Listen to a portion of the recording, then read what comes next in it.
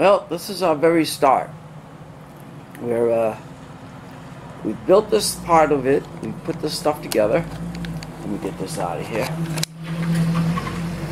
We finally got the trailer itself here. This trailer was purchased at Northern Tool, and it's a 5 foot by 8 foot.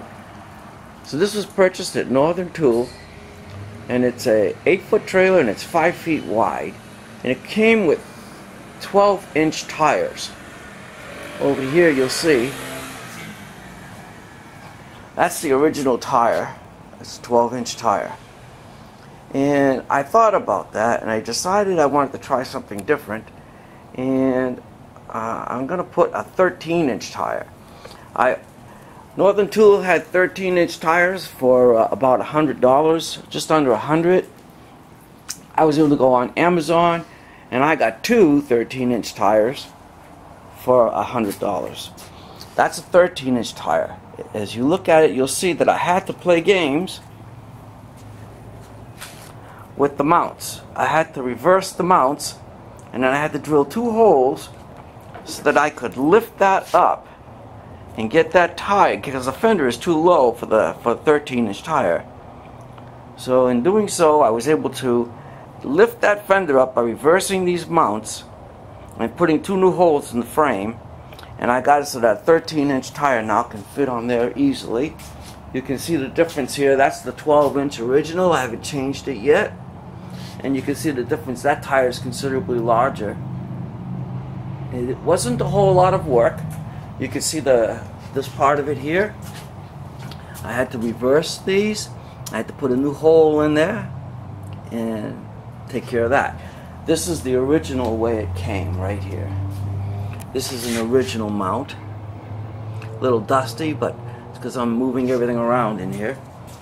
And what I did was I took one off one side and flipped it to the other, and then I held it with some C-clamps, marked my chassis, and drilled some holes in it and put the bolts back in it, and away we went.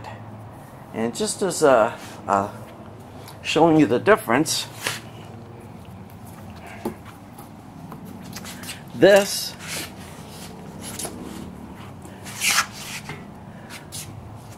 a 13-inch tire. There's a 13-inch tire as opposed to a 12-inch tire. Incredible. They fit the same hub. So if you've got this frame, this trailer from Northern Tool, a standard 13-inch tire will fit right on it. The only thing you got to do is you got to change that fender.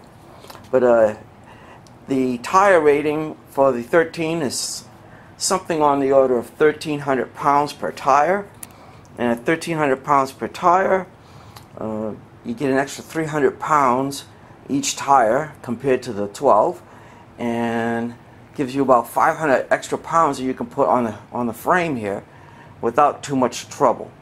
Now, I don't intend to put that much on. My mission in all of this is to keep these trailers near 1,000 pounds, because we want to be able to keep them pulled with a fairly little car, make it real easy. Now this, like I said, this frame was the Northern Tool, cost me about $500. It's 8 feet by 5 feet wide, and I bought 2x10s, and those 2x10s there are going to make my floor, and the trailer is going to end up, in the end, I'm going to try to make it 6 feet wide and 10 feet long. So I'm going to extend over the front and over the back by a foot, and I'm going to extend left and right by 6 inches. That ought to give a considerable difference on the inside of the trailer when I'm all finished up. But this is showing you the beginning. I put this frame together. This chassis, or the trailer itself, comes in a box. So you got to have a few tools and a little bit of patience, and you can slap this trailer right together. There's nothing hard about it. If you like working with wrenches, you'll have no trouble with this trailer. I'll get back to you shortly. one more thing I forgot to mention about these tires. And when I changed them out for the 13-inch tire, I had to reverse and drill a hole in so I could put these mounting brackets. Now the wood frame is going to come down just equal to that, just over the lip. But the problem is this here is going to stick out, and that's pretty sharp. So my intention there is I'm going to grind that down in the end. It's going to make a nice round contour so it'll be nice and smooth. I'm going to have to do that with both sides because you can see that side is also pretty sharp. You don't want to catch that. So I'm going to put the new 13-inch tire over there.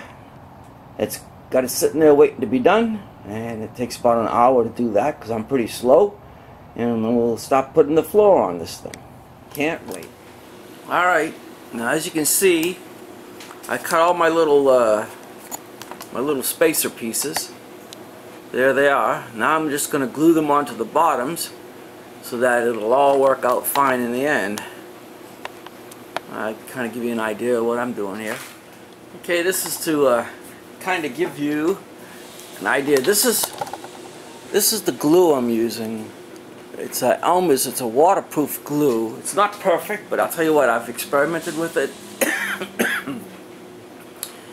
Leaving wood outside for a long time in the rain, and it worked out beautiful. Nothing ever went wrong with it. So you can see here, I got all my clamps. I just kind of hold it together with these clamps, and as they dry up, I switch them off and get the next ones and the next ones and the next ones until it's all done. Then I'm going to flip it over and start putting the other pieces together. Should be interesting. Can't wait to see it finished. At this point, I'm putting holes in the bottom so that they line up with the holes on the frame. And I'm going to put some bolts in to hold the whole floor down. That's our next step. And I just kind of give you an idea. I've marked off all these little spots with my center holes for that. And then I've drilled out that hole and I put a bolt in there to hold it temporarily. But you can see there's one there, and it's just to kind of make sure that the whole thing all lands in there and lines up everything right. And that's what I'm doing there. Right now, that's the plan. That's what I'm doing.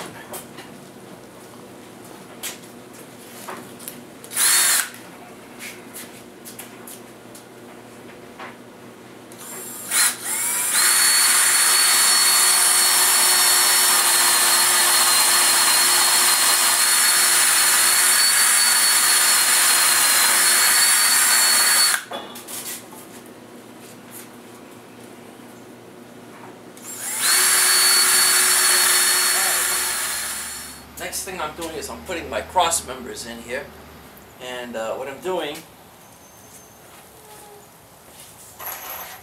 I'm anchoring the bottom to the frame of the trailer using this kind of a mechanism where this gets pounded in and it's set down inside, and from the bottom I'll put the bolt up underneath,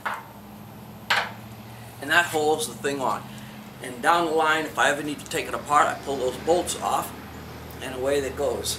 I bore into that a little bit so that this part sinks down. And then on this, I line them up, and I put pilot holes for my screws. And I put 3-inch screws, 3.5 inch.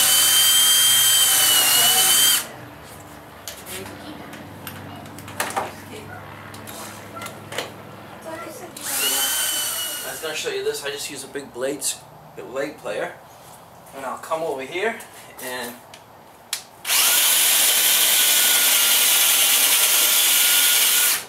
not much. It's just to sink it in. That's all I need.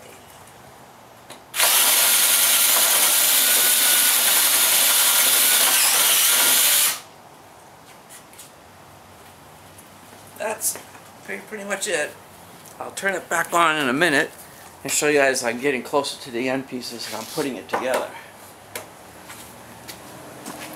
But in the end, it's going to look like that.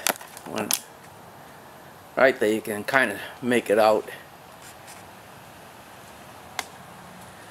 That's going to be over the whole system. From one end to the other, all the cross members will be held together on the base with those pieces. And I'm going to put this board on here, and I'll show you that in a minute. Okay, here I'm showing you my setup for my cross members. Being alone, I just use a clamp. I use a clamp to help hold it roughly in the place it needs to be. I line up all my marks that I've marked out where it has to be. I put a pilot hole in everything, and now this one lines up perfectly. So all I got to do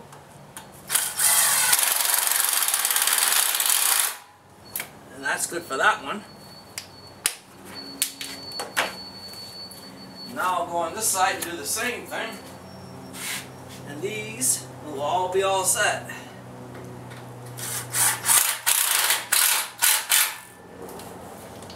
I'm done with these pieces. Now all I'm going to do is put the 3.5-inch screws in them all the way around, and then I'm going to put the pieces in that go across, because I'm going to build a box on the inside of the trailer over the fenders. By putting a box over the fenders, it'll give me more room on the inside, and that's the whole key. I want it to be all of 5 feet 10 inches on the inside, or 5 feet 9 inches. Alright, I want to show you that I've got these pieces 1 inch perpendicular from here, same as on the other side.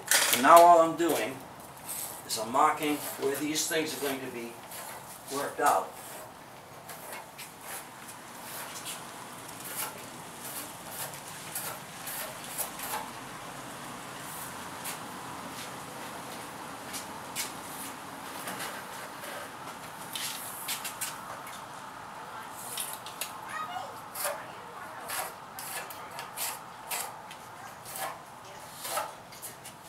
Now I got to get ready and notch them out. Alright, Armando here is helping me. He's putting in the center pieces for 4x8 sheets. This is the essence of our base is almost done. You can see here how I kind of notched out around the tires. I put this extra piece of 2x2 in here to help with the knee part of the door. Adds a little bit of strength to the plywood so it won't break down. The 4x8 sheet of plywood is going to start on this end piece, and it has to stay right to the middle of this piece. This is going to be our centerpiece all the way up. We're just kind of putting it in there to keep our floor together. So there's going to be a 4x8 sheet, and then there's going to be a 2x8 sheet, and then one more in the back, and that completes this part of this project. We put the base on it. Well, first we're going to disconnect it. We're going to flip it upside down. We're going to paint it. We're going to prime it and paint it and make sure it's going to be weatherproof. And once we're done with that, we're going to put it back on there, re-bolt it down, and then these big sheets of plywood are going on it, and then we start looking at the walls. It'll be really good. Thank you, Armando. He's the man with the machine. So now the plan is to put all the bolts in from underneath. I got all my pieces in place. I got an elastomer coating on the whole frame here. So now I'm just going to put these bolts in. This can be a little bit difficult. You know, like, there it goes. I get them started.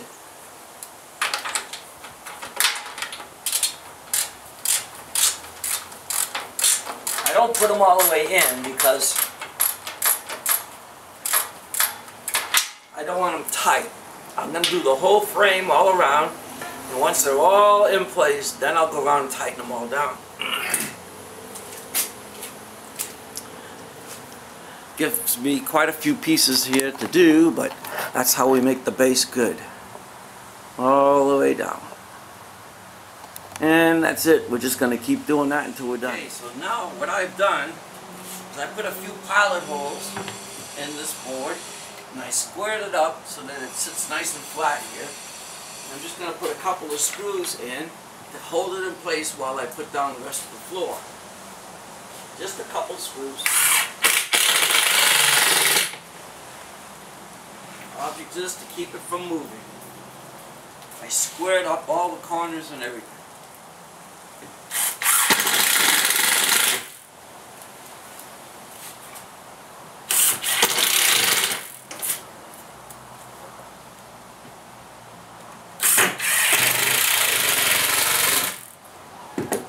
There.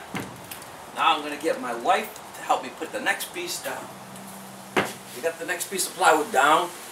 The difference in my base is 2 feet, so I got to cut a 24-inch piece, and the leftover I'm going to go right here, and that's going to cover the floor for this trailer. So I put my marks in for 24 inches, and mark it up. Now I'm going to get ready and just rip this piece here and put it in over there. That part of it's done. We might get done with this whole bottom by later today.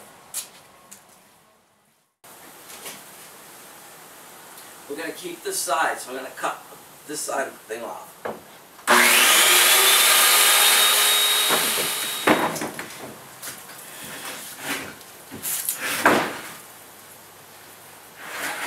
This is the piece that's going to go on the back here.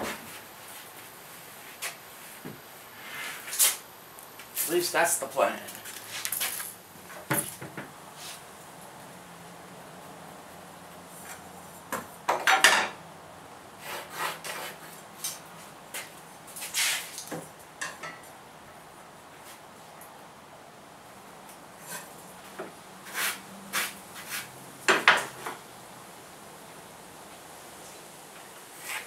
Keep the cost down. Make few mistakes.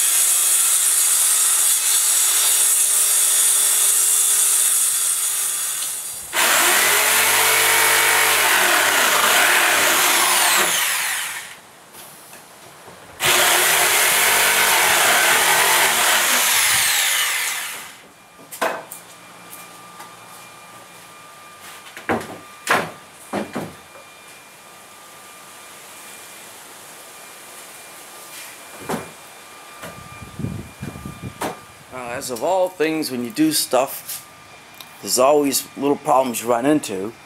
I cut these things using the factory cut to come together. And lo and behold, I'm right on here. And in the middle, I've got like probably a 1/8 of an inch gap right there. And then on this end, I'm right in. So what I'm gonna do, I'm gonna squeak off a half a blade down this end here and a little half blade up that end. Try to pull it a little bit closer, make it better. That's the plan right now. If it don't work out perfect, it's going to be fine because it's going to be underneath the storage area of the trailer when it's done. Okay. Now what I did was I used the big T-square, and I used the square and I just put, it's just like in here, and I got to shave a smidgen off of it. Just trying to bring the boards a little bit better together. I did the same thing on the other end.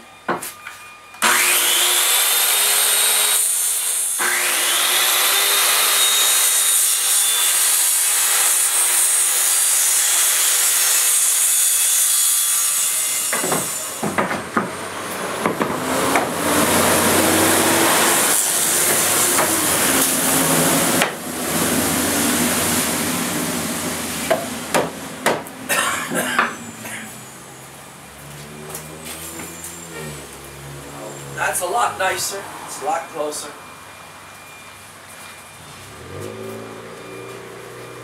Flush and flush. It's going to work out fine. Alright, put some screws down, put this last piece in.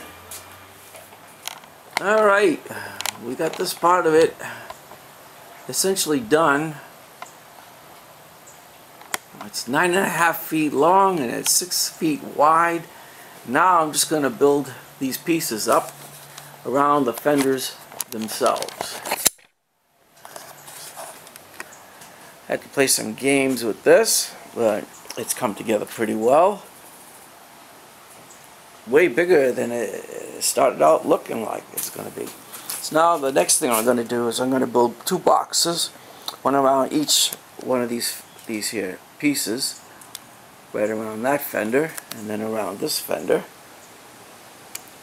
I'll do that today, and tomorrow I'll go get some sides. I'm going to get 1/4-inch exterior plywood from Home Depot. I need 7 sheets, and I'm going to get 2 bundles of 1x2 for my inside supports.